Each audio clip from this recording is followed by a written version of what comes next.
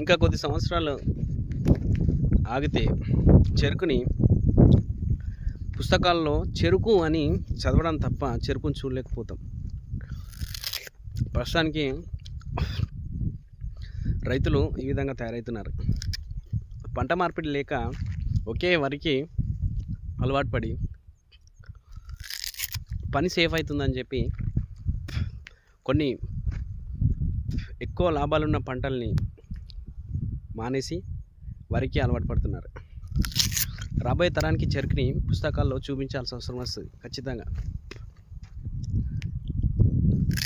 చెరుకు తినడం వల్ల చాలా మంచి లాభాలే ఉంటాయి. పొద్దున ఈ చెరుకు తినడం వల్ల స్టమక్ క్లీన్ అవుతుంది 100%. ఏ ట్యాబ్లెట్ కూడా పనిచేయదు.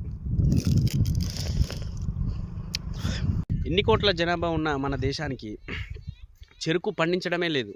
అసలు షుగర్ ఎక్కడి నుంచి వస్తుంది ఒక్కసారి గమనిస్తలేరు. మనం తినేదంతా షుగర్ పాయిజన్తో సమానం. చాలామంది రైతులు ఒకసారి గమనించాలి. పురాతన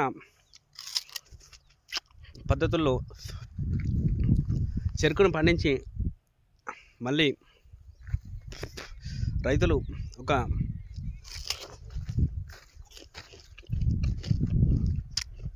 గొప్ప నిర్ణయం తీసుకుంటే తప్ప ఈ రోగాలకు చెక్ పెట్టలేం. ఇప్పుడు తింటున్న షుగర్ వల్ల వచ్చే రోగాలకు చెక్ పెట్టలేం. రైతులు ఇది గమనించాలి.